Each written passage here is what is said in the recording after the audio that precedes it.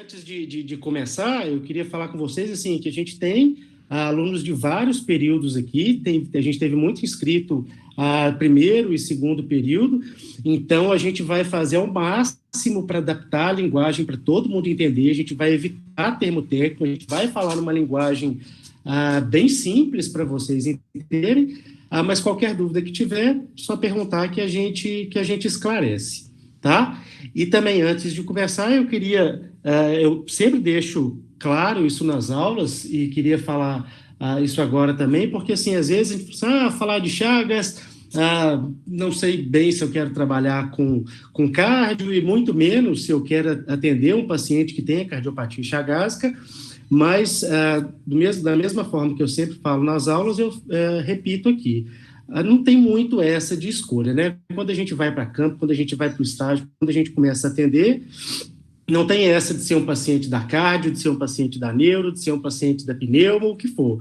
É um paciente, né? E por um acaso pode ser que vocês venham atender um paciente que tenha cardiopatia chagásica, né? Inclusive, tem uma ou duas pacientes, na verdade, tem uma paciente e outra na fila de espera, que são pacientes do nosso grupo de pesquisa, né, que a gente faz o acompanhamento delas, faz a avaliação delas e que elas estão fazendo o tratamento lá na clínica escola. Uma faz parte do projeto da Alessandra, de idosas com gonartrose, e a outra é uma paciente da ortopedia mesmo. Então, assim, quando vocês estão atendendo essas pacientes, eu acho que é interessante a gente entender um pouco a fisiopatologia da cardiopatia chagásica para a gente até melhorar essa prescrição do exercício para essas pacientes. Ok? E antes de começar a falar de doença de Chagas, já que a gente está aqui para falar sobre doença de Chagas, eu vou começar a falar bem brevemente, a gente vai tentar cumprir o nosso prazo de tempo hoje, mas eu queria falar um pouco do histórico, porque eu acho que o histórico não é legal, né? Na verdade, o histórico da doença de Chagas é interessante, na verdade, e eu acho que ele ajuda muita gente a entender essa importância social que a doença de Chagas tem para a gente, né? Não sei se a maioria sabe, mas tudo começou com Carlos Chagas, obviamente. Carlos Chagas é mineiro, ele é de Oliveira. Ele chegou a frequentar a faculdade de engenharia de Ouro Preto, mas ele largou a faculdade de engenharia e ele foi fazer medicina na UFRJ. E depois que ele formou, ele foi trabalhar no Instituto Oswaldo Cruz, diretamente com Oswaldo Cruz, e três anos depois que ele estava trabalhando lá, Oswaldo Cruz pediu para ele ir para uma cidade, na verdade, um distrito de Minas Gerais, que é o distrito de La Sância, onde estava sendo construída uma estrada de ferro, né, a estrada ferroviária, e ele foi mandado para o distrito de La Sância para verificar um surto de malária que estava acontecendo na região.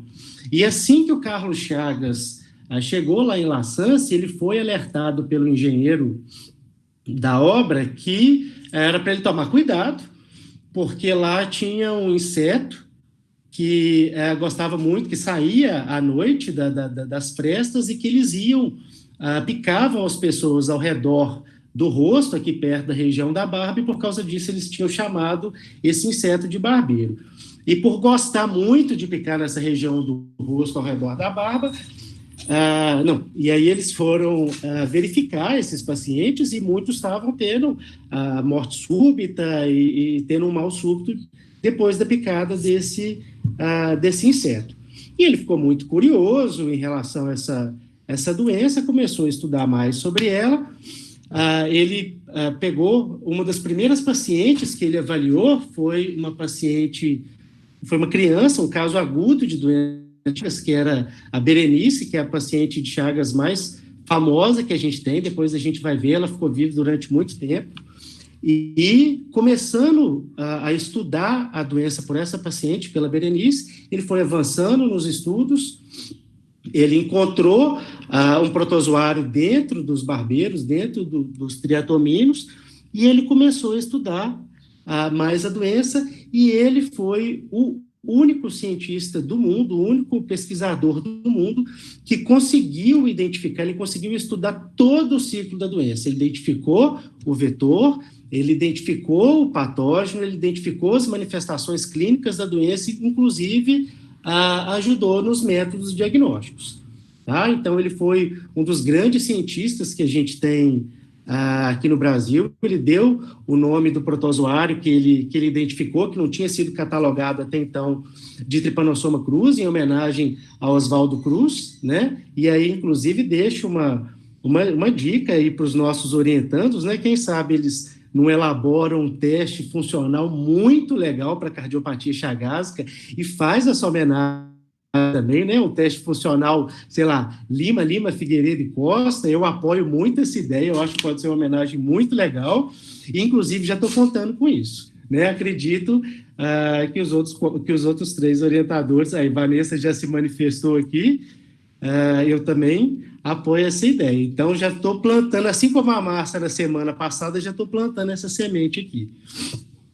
E, apesar de ter sido grande cientista que a gente teve aqui no Brasil, muito se questiona do fato do...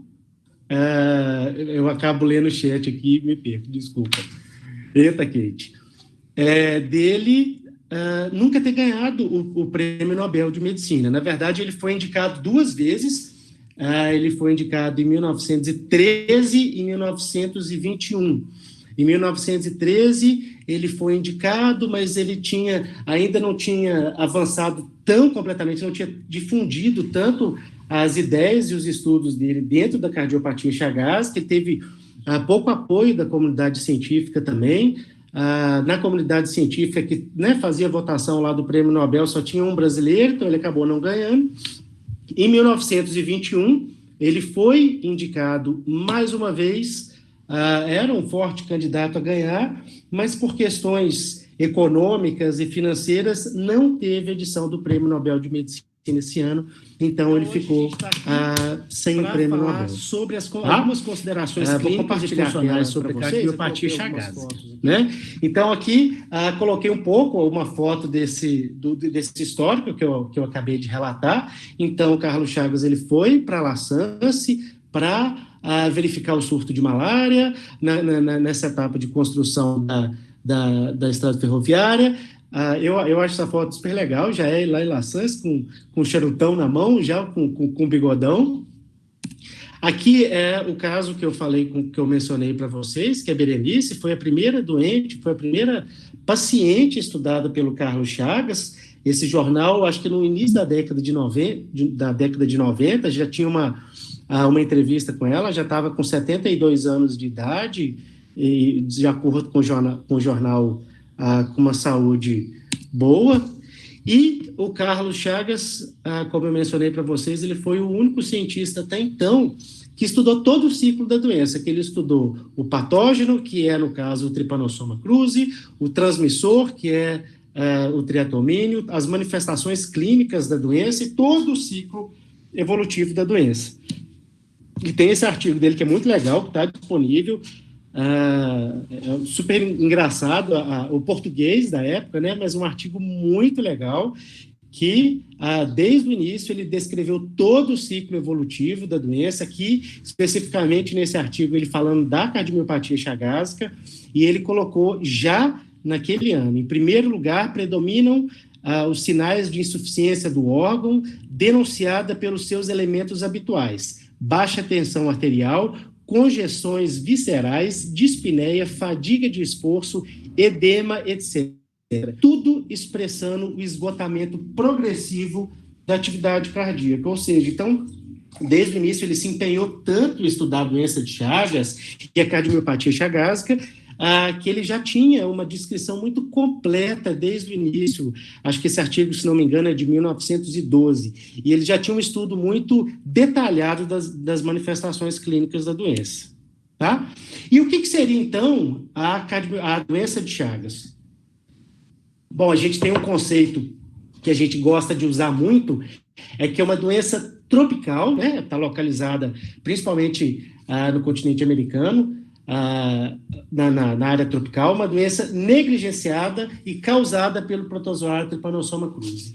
E a gente gosta muito de mencionar esse caráter negligenciado da doença de Chagas, e uma coisa que eu acho que ilustra muito bem esse caráter negligenciado dela é que de 1975 até 2005, 1.535 novos medicamentos foram aprovados pelos órgãos que fazem isso.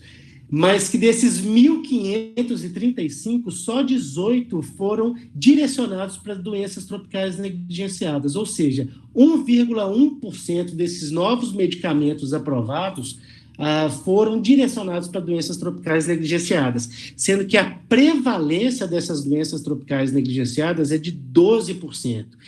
E aí eu gosto de chamar a atenção de vocês, é uma coisa que a gente sempre fala nas nossas reuniões, é que se é uma doença que é muito negligenciada, principalmente pela indústria farmacêutica, porque não é interesse da indústria farmacêutica investir em medicamento que, teoricamente, né, vamos falar assim, que é uma doença de pessoas de baixa renda, então eu acredito que seja da responsabilidade das instituições de ensino superior, principalmente instituições públicas de ensino superior, a responsabilidade de pesquisar mecanismos que possam melhorar a qualidade de vida dessa população. E chama atenção, e principalmente para a gente, porque a gente está localizado no Vale de Jequitinhonha, que é uma região endêmica da doença de Chagas. E aí, eu quero falar brevemente sobre a infecção, como que a infecção acontece. A infecção ela pode acontecer pelo vetor, né, pelo barbeiro, pelos triatomíneos, pode acontecer de forma oral, ela pode ser congênita, passada de mãe para filho, pode acontecer por transfusão sanguínea ou por transplante de órgão, ou então ela pode ser acidental, mesmo que numa porcentagem muito pequena. Aqui a gente vai focar muito na transmissão vetorial e a transmissão oral, que são as mais relevantes atualmente, tá? Em relação à transmissão vetorial, pessoal, que é a transmissão feita pelo vetor, ela acontece, então, já estamos com 700 pessoas, não, com 70 pessoas.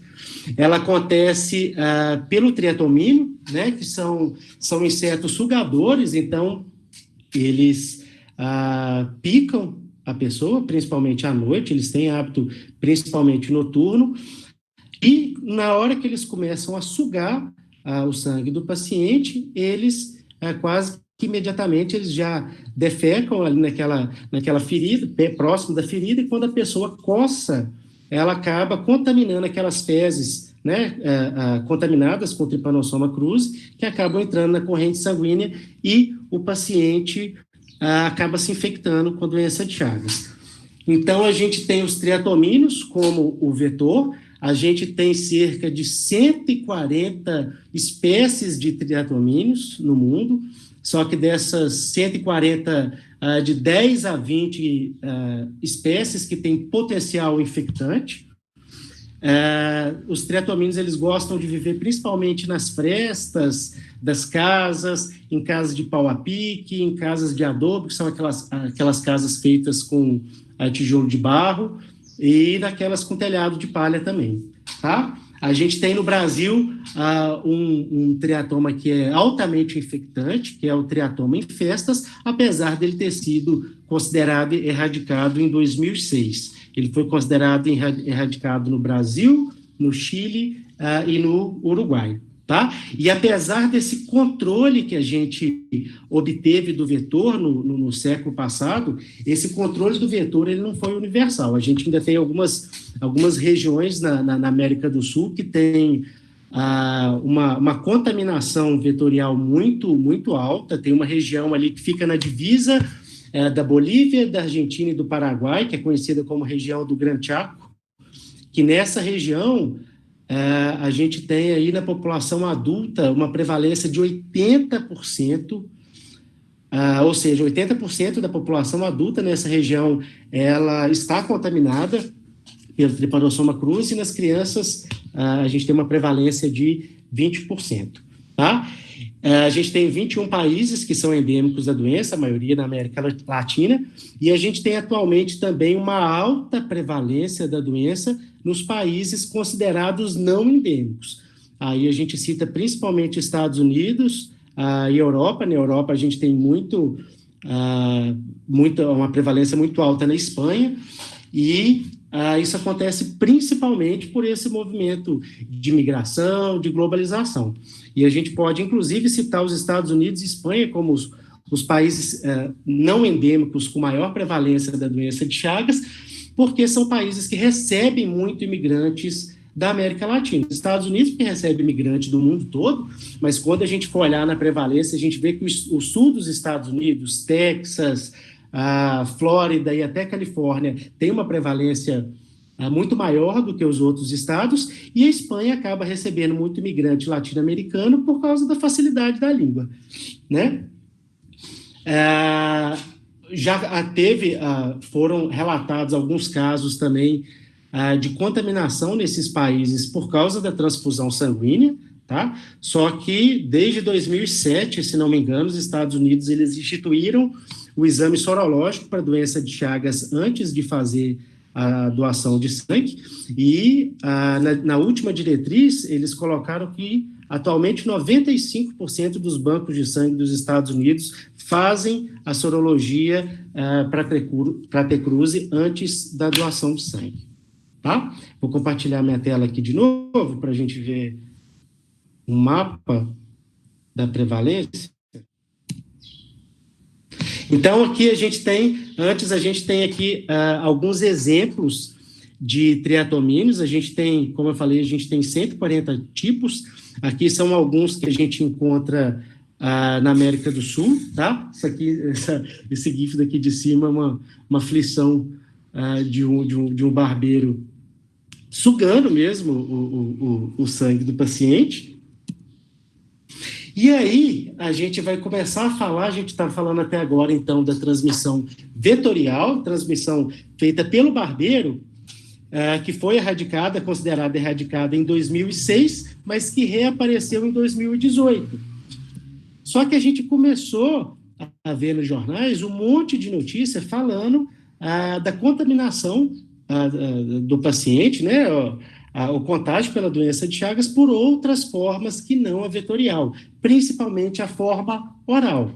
Essa forma oral, hoje em dia, com o controle do vetor, ela é a forma de contaminação mais prevalente que a gente tem. Atualmente, cerca de 80% das pessoas contaminadas com a doença de Chagas, essa contaminação acontece pela forma oral, ela acontece pelos alimentos contaminados, e essa contaminação, essa ingestão dos alimentos contaminados, ela pode acontecer tanto pelo triatomínio ou pelas fezes do triatomínio, né? Ou seja, pode tanto ter o triatomínio naquela comida que está sendo ingerida, ou então as fezes deles. De 2005 até 2013, a gente tem relatos de 112 surtos de contaminação por via oral.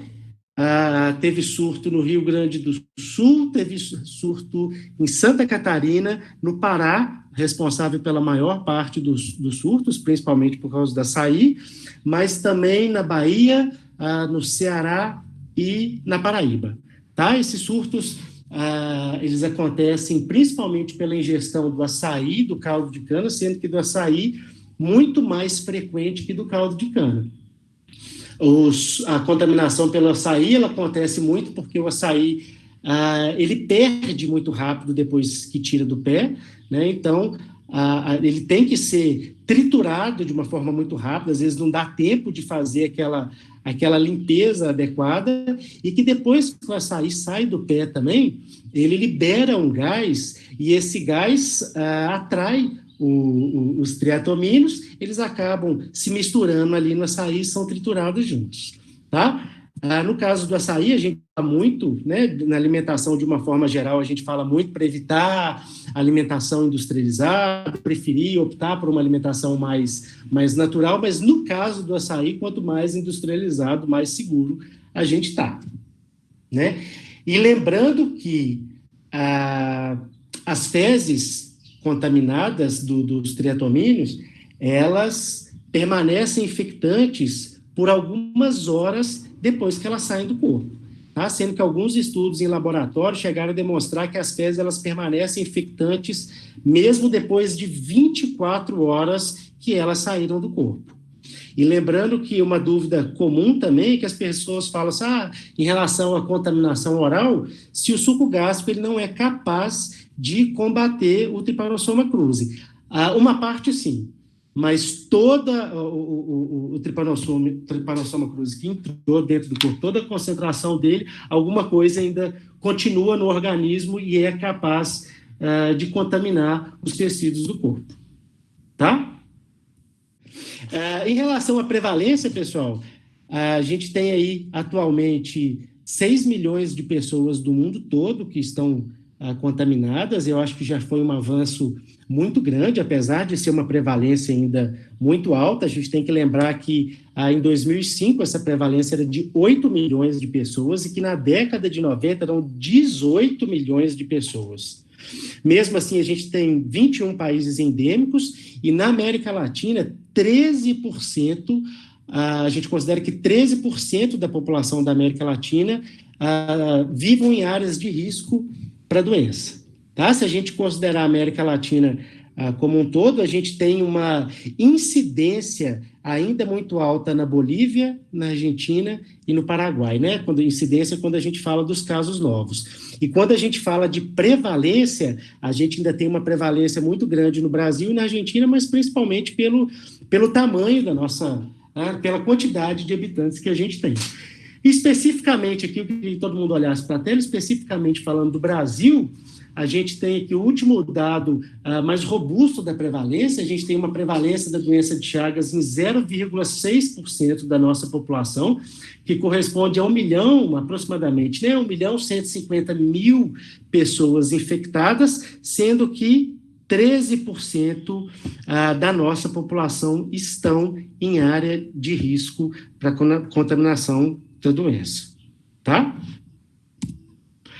Aqui é o mapa que eu comentei com vocês, é o mapa que saiu na última diretriz da cardiomiopatia chagástrica, e aqui é muito interessante a gente ver como que já tem estudos epidemiológicos em outros países, na América do Norte, na Europa, aqui na Oceania e na Ásia também, já mostrando uma prevalência considerável da doença de Chagas nesses países, e a gente chama atenção aqui exatamente para aquilo que eu tinha falado no início. A gente tem uma prevalência muito elevada no sul dos Estados Unidos e, em segundo lugar, na Espanha, principalmente por esses imigrantes que vão para lá. A imigração ela é muito mais frequente no sul dos Estados Unidos, pela oportunidade, né? A Texas, Flórida e Califórnia, e também na Espanha por causa da facilidade da língua. Eu não lembro se a professora Márcia, eu não sei se a professora Márcia vai lembrar, mas uma vez a gente foi num congresso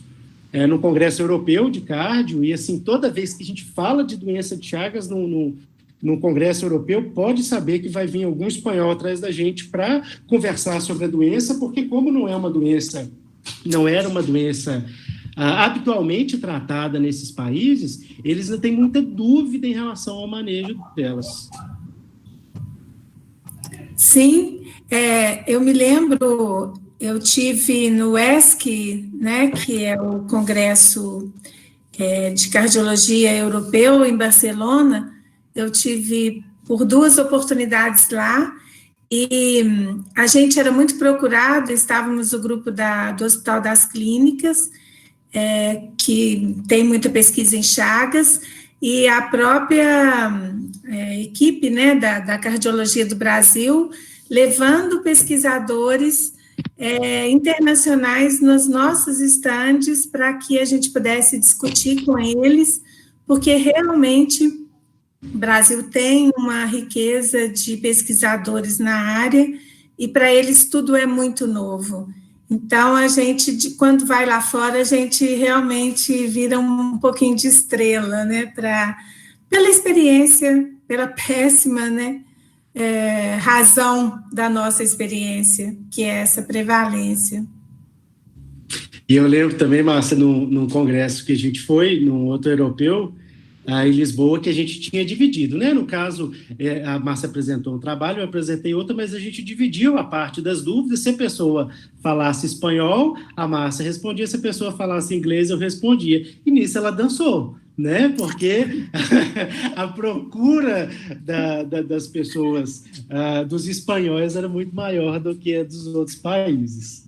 Mas, olha, gente, foi tão interessante, um grupo de japonês que cercou o Henrique, que, olha, era uma... Eu falei, gente, mas no Japão, lembra, assim, eles estavam completamente curiosos com o que a gente estava apresentando, porque acho que para eles era muito novidade, né? Era uma doença, assim, totalmente nova. E tinham muitos pesquisadores, porque é um congresso, né, que tem uma visibilidade enorme, mas, assim, o que mais me chamou a atenção foi isso, um monte de japonesinho em volta do Henrique. E só Jesus na causa para entender o inglês e japonês, né? Voltando, pessoal, então, falando ainda da prevalência nesses países, a gente tem uma estimativa aí de 300 mil pacientes com doença de Chagas nos Estados Unidos, sendo que desses 300 mil pacientes, de 30 a 40 mil tem a forma cardíaca da doença, e na Espanha a prevalência estimada é de 42 mil pacientes infectados, né? E como a gente está no Vale de Jequitinhonha, e eu vi que o tempo está avançando, eu também quis trazer um pouquinho sobre a situação do Vale aqui. Vou compartilhar novamente a tela com vocês. Então, em relação ao Vale, pessoal, a gente tem um estudo do professor Tim, que mostrou que aqui na região de Diamantina, coloquei aqui no mapa, não sei se vocês estão conseguindo enxergar direitinho, está um pouquinho fosco, né? Mas aqui a gente tem na região de Diamantina uma alta captura de insetos. No período de 7 anos, a gente tem algumas cidades onde foram capturados de 400 a quase 2.500 triatomíneos, não necessariamente contaminados, né? Mas uma alta captura de triatomíneos. A gente tem as cidades aqui que mais teve captura, a gente teve aqui Conceição do Mato Dentro, logo aqui em cima a gente tem Gouveia, depois Diamantina, e aqui em cima Virgem da Lapa e Coronel Murta, que foram as cidades onde mais aconteceu a captura desses triatomíneos. E também teve um outro estudo que foi feito na cidade de Berilo, aqui no Vale de Jequitinhonha também, que mostrou a presença dos triatomíneos em 7% das casas, que desses triatomíneos triatomíneos capturados, 25 apresentavam testes reativos para o Trypanosoma cruzi. E eu também trouxe para vocês aqui, numa conversa com o Tim, um evento que a gente fez, que nosso grupo de estudos em Chagas fez, ele relatou que aqui em Diamantina a gente tem esse triatomínio que está aqui na foto, vou pedir para vocês olharem, que é o Triatoma viscipedes, que é o triatomínio que a gente mais encontra aqui em Diamantina. Ele falou que frequentemente esse triatomínio é capturado lá no prédio da reitoria. Ele, de fato, é muito comum em Diamantina, principalmente no Campus 2. Tá? Ele está presente em Minas, na Bahia, no Rio e no Espírito Santo. Mas, segundo ele, esse tipo de triatoma, essa espécie, ele não é um bom vetor. Porque o que acontece é o seguinte, como eu falei no início, então o triatomínio barbeiro, ele pica, ele suga e logo depois ele defeca com aquelas fezes contaminadas com Trypanosoma cruzi. O que ele falou que esse triatomínio não é um bom vetor, porque no momento que ele suga o sangue até ele defecar, ele leva um tempo muito grande. Então, nesse tempo, às vezes a gente acosta, já expulsa ele acaba não infectando muitas pessoas, né? E aí também, obviamente, eu vou compartilhar a fala do Matheus. Graças a Deus, infelizmente, a gente vive numa área que a gente tem muito triatomínio, mas graças a Deus esse barbeiro, ele é constipado, porque senão o número de casos que a gente ia ter aqui no Vale de Jequitinhonha seria muito maior. E como que acontece essa transmissão e como que, na verdade, como que acontece a evolução da doença? Aqui eu queria que vocês prestassem muita atenção, pessoal, que eu vejo que no nosso grupo e às vezes no TCC é onde onde geralmente que surgem as dúvidas e os mal-entendidos. Então, toda vez que o paciente é infectado pelo Trypanosoma cruzi, ele entra, queria que vocês acompanhassem aqui no cursor, na fase aguda da doença. Então, nessa fase aguda da doença, ela dura aproximadamente 1 mês, no máximo 2 meses, e o paciente ele pode ficar sintomático ou sintomático. Se ele for sintomático, o que ele vai sentir são sinais e sintomas que são muito pouco específicos para a doença, né? Então, ele vai ter febre, vai ter mal-estar, vai ter uma taquicardia que é desproporcional ao esforço que ele está fazendo, hepatoesplenomegalia. Então, nada que seja muito específico para a doença.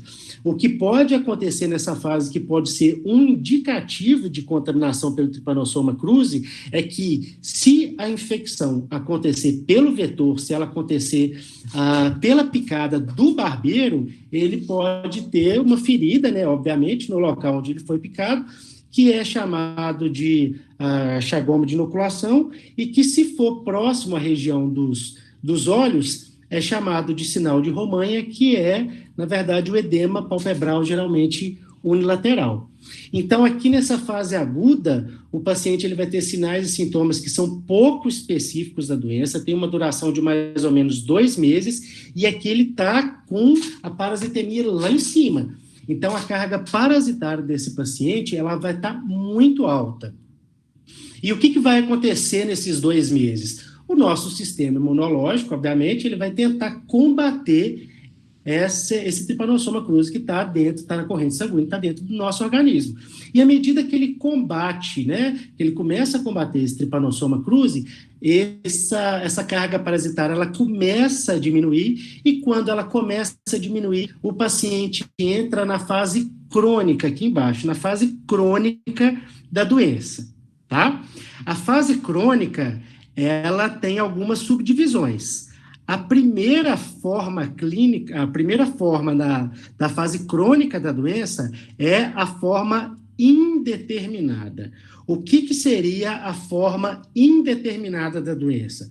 O paciente, ele é assintomático. Ele vai ter algumas arritmias mais leves, ele vai ter uma disfunção ali no sistema nervoso autônomo, mas ele vai ter uma capacidade de exercício normal, o paciente não vai apresentar dilatação do coração ainda, o paciente vai ter uma força de contração muito próxima do normal, né, e ele vai ser praticamente assintomático.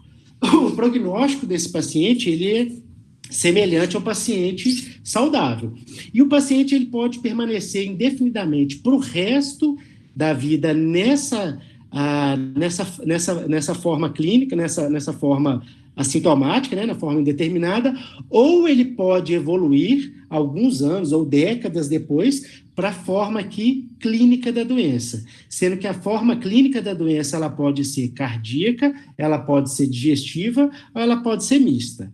Na forma digestiva, o paciente ele vai cursar com megaesôfago e megacólon, acho que a gente tem uma foto aqui depois. A forma mista, como o próprio nome fala, o paciente vai apresentar tanto a digestiva como a cardíaca, e a gente tem a forma cardíaca aqui, que é o objeto do nosso estudo hoje, que é a forma clínica mais comum e, ao mesmo tempo, a forma clínica mais grave da doença, tá?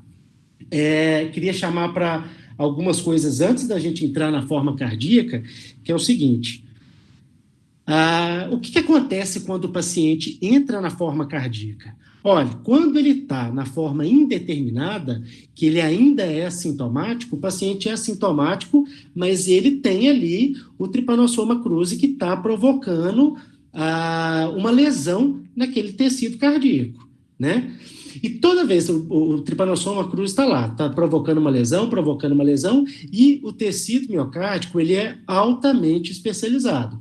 Toda vez que o organismo tenta reparar aquela lesão no tecido miocárdico, por ser, né, um tecido altamente especializado, ele consegue reparar, mas ali gera um processo cicatricial, né, um tecido cicatricial, um processo de fibrose que vai atrapalhar aquela condução do estímulo elétrico do coração, né? Então, se a gente tem alguma coisa ali que está atrapalhando o estímulo elétrico do coração, esse paciente ele vai começar a apresentar arritmias cada vez mais graves, né? E apesar de óbvio, tem um monte de estudo, tem um recente feito pelo grupo da UFMG muito bom, mostrando que, de fato, quanto maior o grau de fibrose no coração, de tecido cicatricial, maior é a prevalência e maior é a complexidade das arritmias que o paciente apresenta.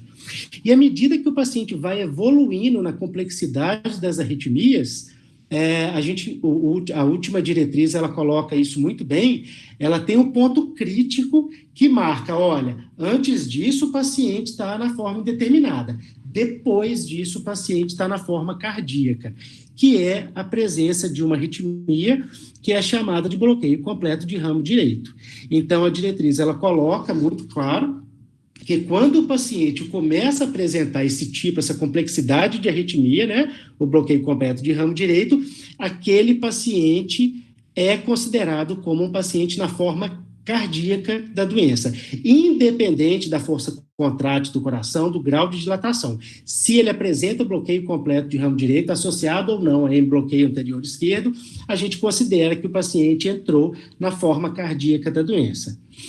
A outra dúvida que é muito comum, o que o paciente tem, o que ele pode apresentar durante a forma indeterminada que vai contribuir para ele ou permanecer na forma indeterminada o resto da vida, ou que faça com que ele evolua para a forma cardíaca da doença. Isso aí está sendo muito estudado há muito tempo, e também na diretriz eles apontam alguns fatores de risco. Esses fatores de risco, eles incluem o sexo masculino, a genética da pessoa, a descendência africana, a gravidade da infecção. A gente sabe, por exemplo, que a contaminação pela forma oral, a carga parasitária às vezes é muito maior, o estado nutricional do paciente, o alcoolismo, mas principalmente a presença de comorbidades na forma indeterminada. Então, se o paciente tem dislipidemia, se o paciente apresenta pressão alta, se o paciente tem alguma alteração no metabolismo da glicose, isso contribui para ele evoluir para a forma cardíaca da doença. E a forma cardíaca, pessoal, entrando um pouquinho nela agora, uma outra dúvida que eu vejo que é muito comum nos nossos alunos é que a forma cardíaca, quando a gente fala da forma cardíaca, a gente está falando de uma forma clínica que é muito ampla, né? Então, a gente pode ter essa fase inicial que o paciente vai ter algumas alterações mais relacionadas à arritmia, que a gente... Opa, eu pulei sem querer aqui a forma digestiva, tá, pessoal? Isso aqui é o megaesôfago e aqui o megacólon. Então, em relação à forma cardíaca, a gente vai ter uma fase inicial da cardiopatia, que a última diretriz também padronizou o nome de cardiomiopatia chagásica.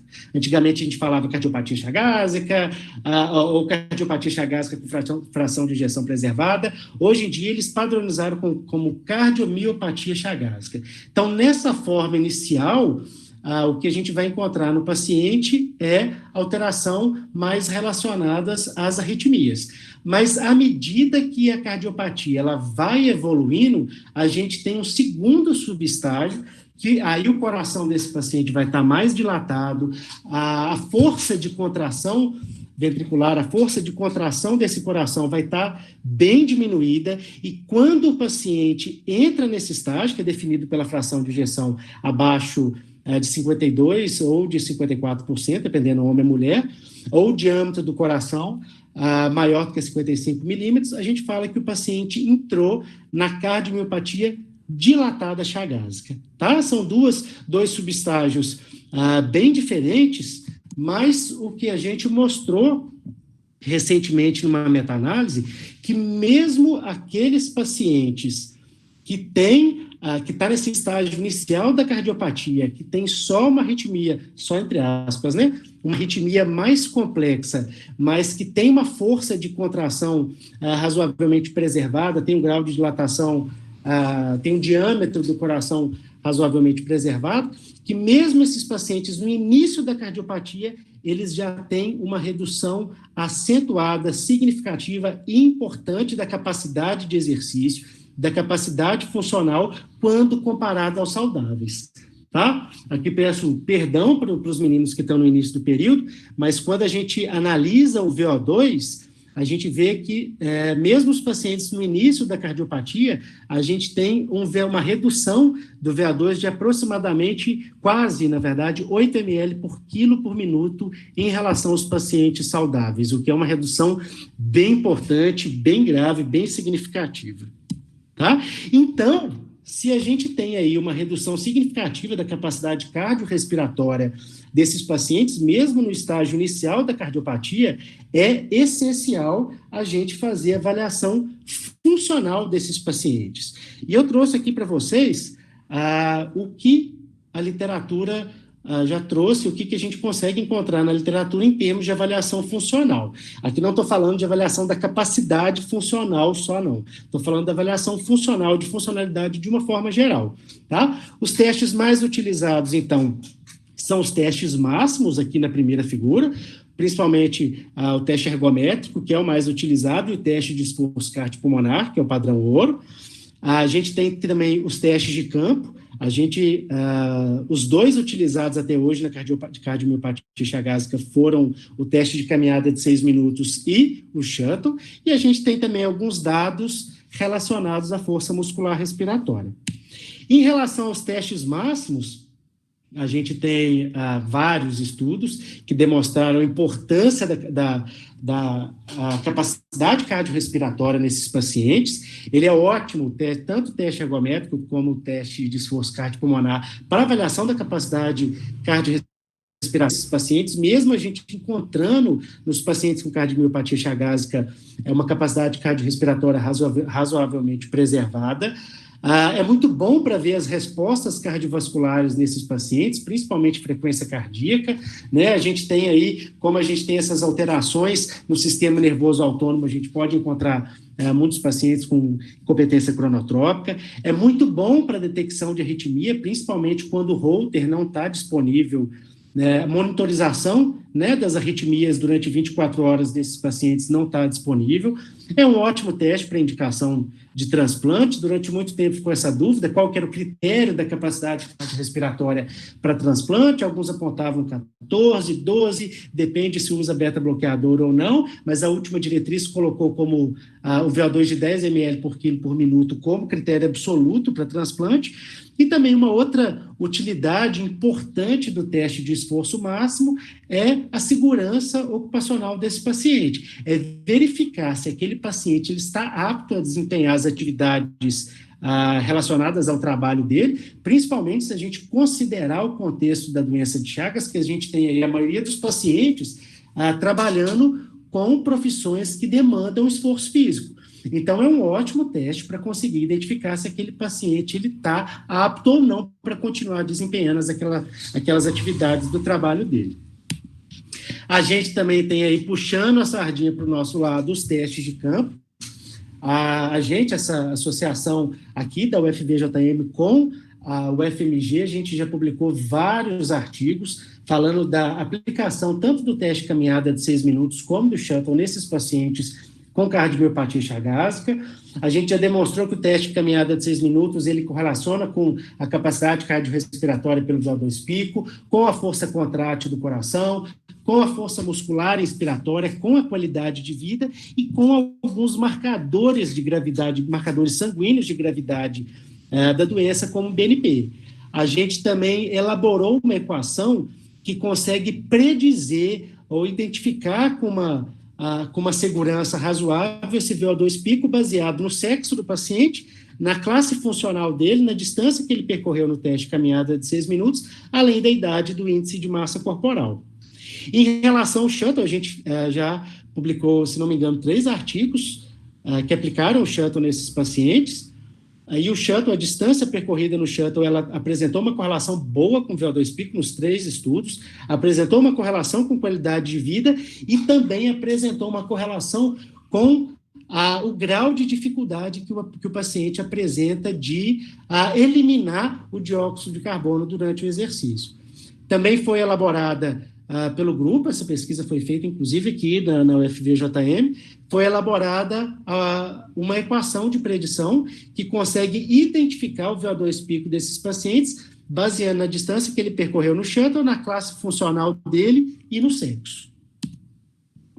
E por fim, para finalizar a parte do teste de esforço, a gente também fez um estudo que comparou a distância percorrida no shuttle com o teste de caminhada de 6 minutos em relação à capacidade cardiorrespiratória dos pacientes. E a gente viu que, assim, nessa dúvida, se a gente considerar todos os pacientes com cardiomiopatia chagásica, o que a gente verificou é que a correlação dos dois testes com o VO2 pico, ela foi muito semelhante. Então, parece que os dois testes de esforço, eles podem ser utilizados para avaliar a capacidade funcional desses pacientes, tá?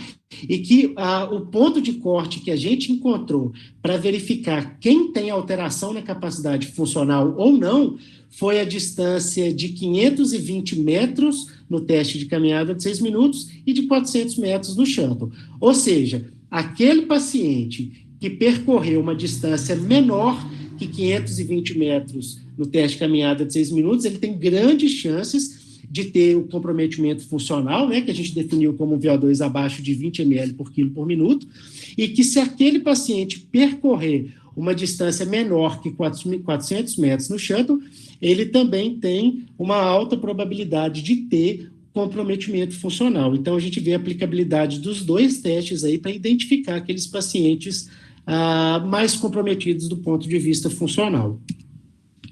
A gente também tem 3 artigos que foram feitos abordando a força muscular respiratória. A gente tem aqui em cima esse primeiro estudo, que foi o estudo da Érica, que foi feito lá na FMG, participação da Márcia Lima, a professora Márcia, e que ela verificou, ela fez o seguinte, ela separou 3 grupos, 15 pacientes de cada grupo. Um grupo era de pessoas saudáveis, um grupo de pacientes que tinham insuficiência cardíaca de outras etiologias, que não a cardiopatia chagásica, e um terceiro grupo de pessoas com cardiomiopatia dilatada chagásica. E o que eles verificaram é que a força muscular respiratória, nos 2 grupos com insuficiência cardíaca, era muito menor do que nos pacientes saudáveis, tá? A porcentagem do predito alcançado pelos saudáveis foi em torno de 85%, enquanto que nos 2 grupos com insuficiência cardíaca, chagásica ou não, foi de 60%. E que eles também verificaram que não teve diferença na força muscular respiratória dos grupos de insuficiência cardíaca provocada por outras etiologias em relação ao grupo com insuficiência cardíaca de etiologia chagásica. Depois a gente também teve o estudo da Fabiana Vieira, logo depois, que ela comparou 2 grupos de pacientes com cardiomiopatia chagásica. Um no início da cardiopatia e a outra com aquelas alterações da função que a gente falou, de dilatação do ventrículo esquerdo e de força contrátil reduzida. E o que eles verificaram é que a força muscular respiratória no grupo que estava no início da cardiopatia ainda era maior do que aqueles que já estavam no final da cardiopatia. E que quando eles pegaram a população toda, eles verificaram um achado que eu considero muito importante, é que a força muscular inspiratória teve uma associação razoavelmente forte com a força contrátil do coração, com a função do coração.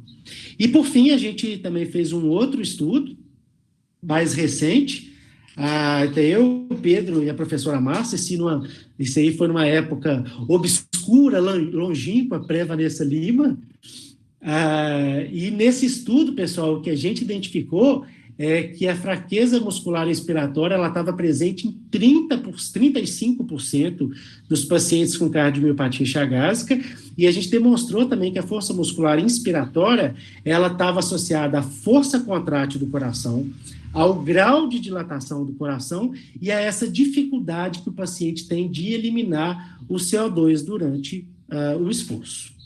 Tá?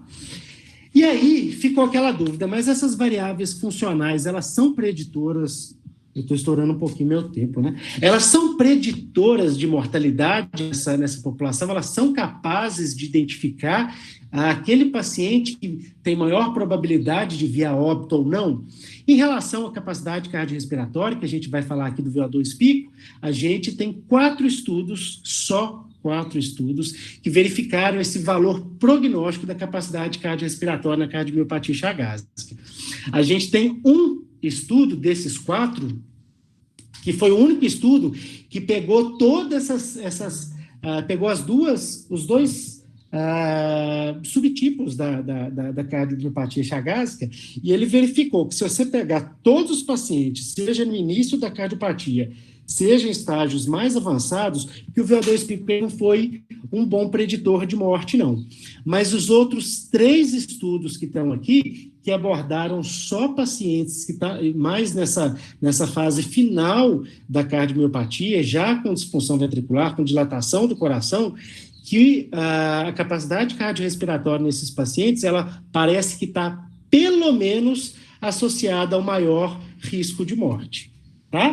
O outro estudo muito legal também, esse estudo é um estudo do Luiz Eduardo Ritt, é um estudo que eu considero de referência para a gente. Ele mostrou que tanto a capacidade cardiorrespiratória como essa dificuldade que o paciente tem de eliminar o dióxido de carbono, né, que a gente chama de VO2 slope, que todas as 2 variáveis que são avaliadas no teste de esforço cardiopulmonar estão associadas a maior mortalidade. Só que quando colocam todas essas variáveis no modelo final, que quem define mesmo quem vai morrer ou quem não vai morrer seria essa dificuldade que o paciente tem de eliminar o dióxido de carbono, mais do que a capacidade cardiorrespiratória dele.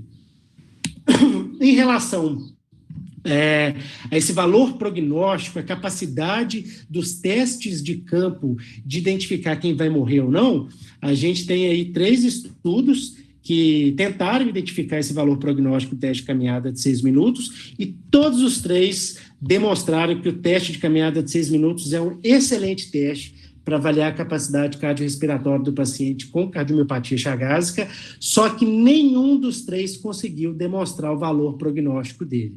Ou seja, o teste é ótimo para avaliar a capacidade cardiorrespiratória, é barato, a gente pode aplicar em qualquer lugar, principalmente se a gente considerar o contexto da doença de Chagas, a gente pode aplicar ele nas unidades básicas de saúde, mas ainda é muito questionável essa capacidade dele de identificar o paciente que vai vir a óbito ou não. Em contrapartida, em relação ao shuttle, a gente escreveu recentemente um artigo, o artigo que o Matheus escreveu, inclusive, falando do valor prognóstico do shuttle, que ao contrário do teste de caminhada de 6 minutos, que o shuttle ele é um ótimo teste para identificar aquele paciente que vai vir a óbito ou não, e que o ponto de corte de 440 metros é o ponto de corte ideal para identificar aquele paciente que vai vir a óbito ou não. Ou seja, você faz o shuttle no seu paciente. Se a distância que ele percorreu for inferior a 440 metros, a gente pode considerar que aquele paciente tem uma chance maior de vir a óbito do que aqueles que percorreram uma distância maior do que 440 metros. A gente tem uma coisa importante, um aspecto importante na cardiomiopatia chagásica, que é a qualidade de vida. A gente tem um monte de relato, um monte de estudo que falou da qualidade de vida nos pacientes com doença de Chagas. Todos os estudos eles foram unânimes em demonstrar que a qualidade de vida é muito menor no paciente com doença de Chagas do que quando comparada aos saudáveis, né? A gente tem algumas prováveis justificativas para isso, porque a doença de Chagas, ela acaba afetando o paciente na idade mais produtiva dele, às vezes ele é diagnosticado aí, por mais que o contágio às vezes seja na infância, às vezes ele é diagnosticado com 30 e poucos anos, existe muito estigma ainda da doença, é uma doença que está associada à pobreza, é uma doença que está associada ao risco de morte súbita, o paciente tem medo da morte, né? Então, esses aí são vários fatores que contribuem para que a qualidade de vida do paciente com doença de Chagas seja de fato inferior ao paciente, ao sujeito saudável, né? Tem um estudo que falou, que demonstrou que a qualidade de vida parece ser ainda menor na forma digestiva, mais do que na forma cardíaca, né? E o que ele alega é que o paciente que tem a forma digestiva da doença, talvez a restrição social seja muito maior, é um paciente que ele é muito constipado, e ele vive inchado, talvez a restrição, a participação social desse paciente seja muito menor, e talvez isso contribua para a menor qualidade de vida, mesmo quando comparado à forma cardíaca. Muitos estudos também correlacionaram, mostraram que a qualidade de vida está muito associada a capacidade de exercício desses pacientes, e um estudo nosso também demonstrou que a qualidade de vida ela é uma preditora independente de mortalidade. Então, às vezes, um questionário de qualidade de vida ele pode nos auxiliar a identificar aquele paciente que tem maior risco de morte do que os outros. Para terminar essa parte de qualidade de vida na cardiomiopatia chagásica, eu compartilho também um artigo recente que o Wesley escreveu, mostrando sintomas depressivos nos pacientes com cardiomiopatia chagásica, mostrando que a depressão ela foi detectada em 37% dos pacientes com cardiomiopatia chagásica, e que o sexo feminino, a classe funcional, o índice de massa corporal, o score pelo IPAC e o componente mental do SF36, além da capacidade cardiorrespiratória, estava diretamente associada à presença desses sintomas depressivos. E já finalizando, eu trouxe aqui alguns achados que a gente tem sobre o treinamento físico na cardiomiopatia chagásica. A gente tem alguns estudos importantes, a gente tem alguns estudos iniciais que mostraram, por exemplo, a Marcela Mendes, em 2011, ela demonstrou que mesmo o treinamento feito durante um mês só, ele foi capaz de reduzir a pressão dos pacientes, exclusivamente o treinamento aeróbio, ele foi capaz de aumentar a força muscular inspiratória, expiratória, o pico de fluxo expiratório e principalmente o VO2 avaliado pelo cardiopulmonar. A gente tem outro estudo importante, que foi o estudo da Paloma Fialho, lá da Fiocruz, que mostrou também que 3 meses foi suficiente para aumentar o VO2. Depois a gente teve outros 2 estudos do Nascimento, lá da UFMG, que foi parte do estudo da professora Márcia. A gente tem também o estudo do Souza, um artigo que foi publicado na Revista Portuguesa de Cardiologia, que os 2 mostraram que o treinamento físico é excelente para melhorar a capacidade funcional do paciente, mas ele não é capaz de melhorar o padrão arrítmico desse paciente, a variabilidade da frequência cardíaca, ela não é alterada, mas eu chamo aqui a atenção para vocês de 3 estudos super importantes que eu compartilhei aqui na tela de vocês. O primeiro, de fato, foi o pioneiro, foi o estudo da professora Márcia Lima, que eu participei, foi a tese do doutorado dela, e que ela selecionou mais ou menos 20 pacientes de cada grupo, todos eles naquela fase mais avançada da cardiopatia, já com dilatação do coração, e ela separou, todos os 40 pacientes tinham essa fase mais avançada da doença, ela separou em 2 grupos de 20. Um foi submetido ao treinamento essencialmente aeróbio, intensidade moderada, e o outro não. E o que ela verificou que os pacientes, no final de 3 meses de treinamento, melhorou a capacidade cardiorrespiratória, tanto pelo VO2 como pela teste caminhada de 6 minutos, e melhorou também a qualidade de vida. Logo depois, a gente teve um estudo que eu considero de grande relevância também, foi escrito pelo Mauro Mediano, que é um pesquisador da Fiocruz, um grande colaborador nosso atualmente também. Foi um estudo que, na verdade, foi um grupo único, apresentou essa falha, mas a falha não permite uma interpretação maior dos resultados, mas o que eles mostraram foi muito legal, que eles dividiram o treinamento em 4 e 8 meses, e eles viram que em 4 meses, de fato, o paciente com cardiomiopatia chagásica dilatada, eles melhoraram a capacidade cardiorrespiratória, mas que um achado muito legal foi que depois de 8 meses, o treinamento essencialmente aeróbio de intensidade moderada, ele também melhorou a força muscular inspiratória, melhorou a força muscular expiratória, mas ele também foi capaz de melhorar a fração de ejeção desse paciente. O que encheu o nosso coração de esperança, Porque você pegar um treinamento físico realizado em 8 meses e você melhorar a força de contração do coração, vamos falar assim, isso é essencial, de extrema relevância clínica e científica, e o mesmo grupo publicou esse ano, é um estudo bem recente, fez parte do PIT Study, e agora com o grupo controle. E eles dividiram agora não mais em 4 e 8 meses, mas eles dividiram em 3 e 6 meses. E eles verificaram que, depois de 6 meses, tanto de 3 como de 6 meses, que o treinamento físico, de fato, é muito bom para melhorar as variáveis funcionais. Melhora o VO2, melhorou ventilação minuto, melhorou o pulso de O2, melhorou o VO2 pico no limiar de anaerobiose, mas ele não provocou alteração no eco, porque aquelas alterações que foram encontradas, quando comparadas com o grupo controle que não fez nada, aquelas alterações não foram significativas. Então a gente deixa aí, não como uma conclusão final, mas talvez um aspecto que a gente ainda precisa investigar com mais cautela. Se de fato o treinamento físico ele é capaz de alterar essa força contrátil do paciente ou não.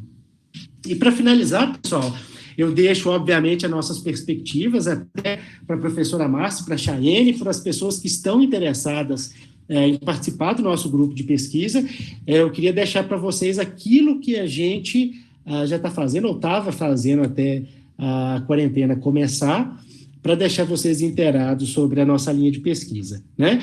Então, primeiramente, a gente está tentando validar outros testes funcionais, a gente está aí como carro-chefe desses outros testes funcionais, o GLITR, né, que não vou falar de quem que é o termo TCC, que eu vou acabar esquecendo, mas pelo menos 3 pessoas estão envolvidas na validação do GLITR como um teste de avaliação funcional, um teste que a gente está gostando muito de aplicar, ele está diretamente relacionado à capacidade que o paciente tem de realizar as atividades do dia a dia. E aí a professora Vanessa Lima também entrou uma ideia genial de fazer espirometria desses pacientes. Ela trouxe um artigo que ela encontrou, um artigo antigo, porque não tem muitos dados que fizeram espirometria desses pacientes, para as pessoas do início do período, aí são testes de função pulmonar. Ela mostrou que os pacientes com a doença de Chagas têm valores alterados da espirometria, principalmente aqueles pacientes na forma digestiva e na forma mista, talvez por uma compressão do megaesôfago e do megacólon na caixa torácica. A gente também está aplicando, pessoal, aqui, a espirometria, inclusive, também é tema de TCC. A gente também trouxe, a professora Vanessa Lima trouxe testes para membros superiores que até então não foram feitos nesses pacientes. Eu destaco o teste de argola, que também é tema de TCC. A gente também está utilizando alguns testes para membros inferiores, por mais que a gente tenha muito bem documentado na literatura sobre a disfunção muscular no paciente com insuficiência cardíaca de outras etiologias, especificamente na cardiopatia chagásica, a gente não tem muito dado.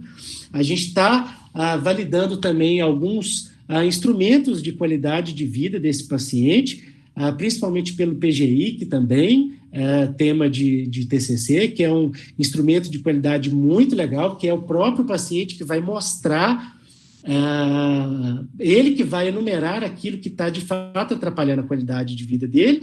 E a gente tem outros duas linhas de pesquisa que a gente quer começar a desenvolver também, aí no nível do mestrado, que é o treinamento físico nos estágios iniciais da cardiopatia. Ou seja, todos os estudos que a gente tem hoje, pelo menos os mais robustos, eles foram feitos com pacientes já com disfunção ventricular, com dilatação do coração, no estágio mais avançado da cardiopatia. A gente está querendo fazer um treinamento físico já nos estágios iniciais da cardiopatia. A gente está querendo abordar aí talvez a possibilidade de até fazer um treinamento de alta intensidade com esses pacientes, e também abordar a população idosa, que a gente percebeu que existe essa lacuna na literatura, que apesar da gente ter essa questão do envelhecimento populacional, a gente tem poucos estudos que abordaram a avaliação do paciente que tem a cardiomiopatia chagásica e que seja idoso ao mesmo tempo. Se não me engano, a gente achou 3 ou 4 só, e a gente quer verificar os aspectos funcionais desses idosos com cardiomiopatia chagásica, e aí abordando tópicos e testes mais específicos da geriatria, que aí tem o TAG, tem o SPPB, e por aí vai. Tá? Sei que eu já estourei um pouquinho meu tempo, mas queria agradecer a atenção de vocês no feriado e muito obrigado. No mais, um bom feriado para todos. Muito obrigado pela participação. Beijo. Matheus, quer falar alguma coisa para encerrar? Eu só queria agradecer também, em nome da Liga, agradecer a todos os alunos que estiveram presentes aí. Chegamos no teto de 71 participantes. Agradecer a todos os professores também, Pedro, Vanessa, Márcia, os profissionais como Chayene também presente, alunos do mestrado, graduação, da residência. Residência. E aguardamos todos na semana que vem. Qualquer dúvida, só mandar um e-mail ou entrar em contato pelo Instagram.